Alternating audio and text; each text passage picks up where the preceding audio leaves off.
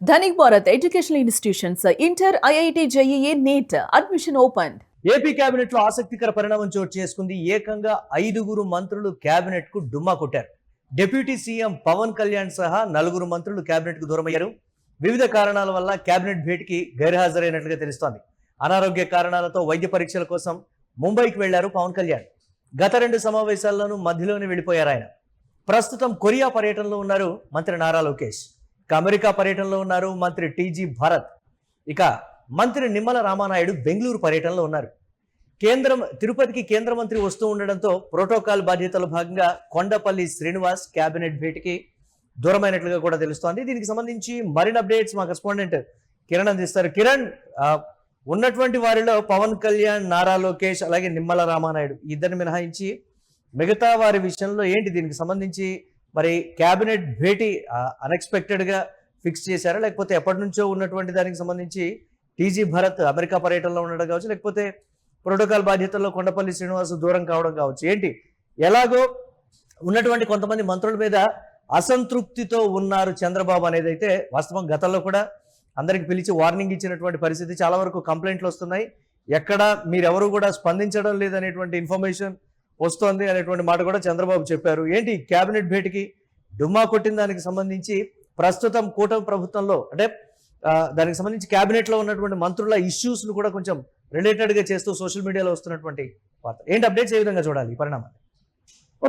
AP cabinet కు 4 మంత్రులు పవన్ కళ్యాణ్ తో పాటు మరో 4 మంత్రులు గిరహాజరయ్యారు. అయితే పవన్ కళ్యాణ్ అనారోగ్యం కారణాల వల్ల ఆయన వైద్య పరీక్షల కోసం ముంబై వెళ్లారు. అయితే ఇక్కడ ప్రధానంగా ఇటీవల కాలంలో దాదాపు 3 కేబినెట్ సమావేశాలకు కూడా పవన్ కళ్యాణ్ హాజరు కాలేదు. తన వ్యక్తిగత ఆరోగ్య వ్యవహారాలపైన ఆయన ముంబై వెళ్ళడం, కీలకమైన కేబినెట్ సమావేశం జరిగినప్పుడు ఆయన అందుబాటులోకి రాదు. అయితే ఇక్కడ ప్రధానంగా పవన్ కళ్యాణ్ తో పాటు మరో 4 మంత్రులు గిరహాజరయ్యారు. అయితే ఇక్కడ ప్రధానంగా కేబినెట్ మంత్రులు గిరహాజరయ్యే అంశం ఖచ్చితంగా అటు సీఎం చంద్రబాబు నాయుడుకు సమాచారం ఇచ్చి ఉంటారు. చంద్రబాబు సమావేశానికి ఎలాంటి అనుమతి తీసుకోకుండా మంత్రులు వెళ్లే అవకాశం లేదు. అయితే ఇటీవల 2 నుంచి 3 కేబినెట్ సమావేశాల్లో పవన్ కళ్యాణ్ మధ్యలో వెళ్లిపోవడం, తన అనారోగ్య కారణాలతో ఆయన గిరహాజరయ్యారు.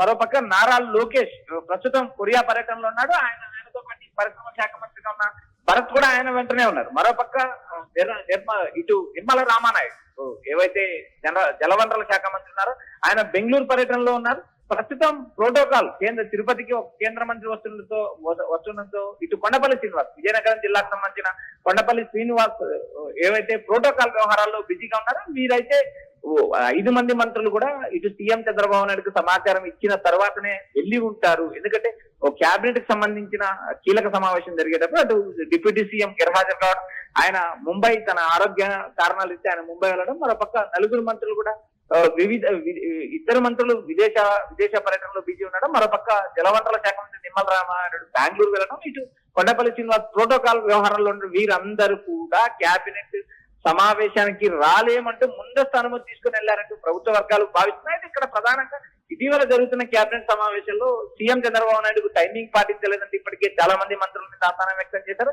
ఆ అసహనం వ్యక్తం చేసిన మంత్రుల్లో కొండపల్లి శ్రీనివాస్ కూడా. అయితే ఇక్కడ ప్రధానంగా ఆ రాష్ట్రంలో జరుగుతున్న పరిణామాలు, కూటమిలో ఉన్న లుకలుకులు, మరోవైపు ప్రతిపక్ష వైసీపీ రోజు రోజుకి యాక్టివ్ అవుతున్నాం, జగన్ స్పందించిన తర్వాత కూటమి స్పందిస్తుందంటూ ప్రజల నుంచి స్పందన రావడం, మరోపక్క జగన్ తాడేపల్లి నివాసానికి బాధితులు, వలసదారులు, మరోపక్క పార్టీ నేతలు, ఇటు ప్రజా సమస్యలతో నిత్యం జగన్మోహన్ రెడ్డి సోమవారం నుంచి బేస్తవారం వరకు ఆయన తాడేపల్లిలో నివాసం ఉంటే వరుసగా పలువురు తమ సమస్యలపైన పోరాటం, తమ సమస్యలను వినవిస్తున్నారు. ఇటు కడప జిల్లా పర్యటనకు వచ్చేప్పుడు కూడా నేరుగా టెట్కు సంబంధించిన ఉపాధ్యాయులు మళ్ళీ మేము ఎగ్జామ్ రాయాలని అంటూ జగన్ గెలవడం, జగన్ కేంద్ర ప్రభుత్వానికి లేఖ రాయడం, మరోపక్క టెట్కు సంబంధించిన అంశాలపైన కూడా ఆయన కేంద్రంతో ఫైట్ చేస్తాం, మరోపక్క లీగల్ గా కోర్టుకి వెళ్తామంటూ ఆయన ప్రకటించడంతో మరోపక్క నేరుగా ప్రతిపక్షం ప్రశ్నిస్తూ ఉండడంతో కొంతమంది మంత్రులు తిరిగి డిఫెండ్ చేయడంలో కావచ్చు, ఆ స్థాయిలో ప్రెస్ మీట్ నిర్వహించి కౌంటర్ చేయడంలో కావచ్చు విఫలమవుతున్నారనేటువంటి అదొక కంప్లైంట్. వారి పనితీరు మీద కూడా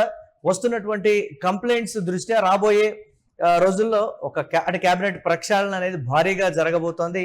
కొంతమందికి హింట్ ఇచ్చారనేటువంటి మరొక వార్త కూడా వస్తుంది కదా. ఏంటి ఈ కోణానికి సంబంధించి చంద్రబాబు అసంతృప్తి పర్టికులర్ గా వ్యక్తం చేశారు, అంటే కూటమిలో ఉన్నటువంటి అందరి మంత్రుల మీద ఆయన అసంతృప్తి?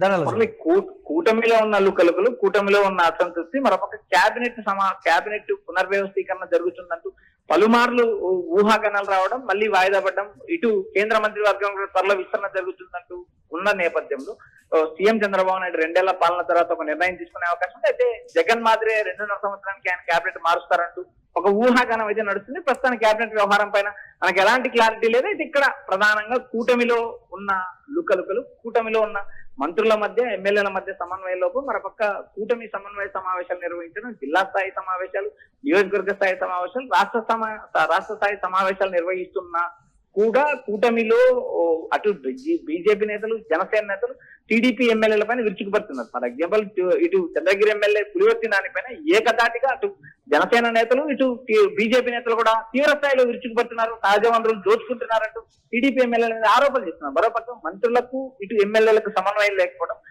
మంత్రులు జిల్లా స్థాయిలో ఉన్న ఎమ్మెల్యేలను కలుపుకోలేకపోవడం, మరోపక్క ప్రభుత్వానికి సంబంధించిన అభివృద్ధి పనులు, ప్రభుత్వానికి సంబంధించిన ప్రభుత్వ సంక్షేమ కార్యక్రమాలు ప్రజల్లోకి తీసుకెళ్లలేకపోతున్నారు.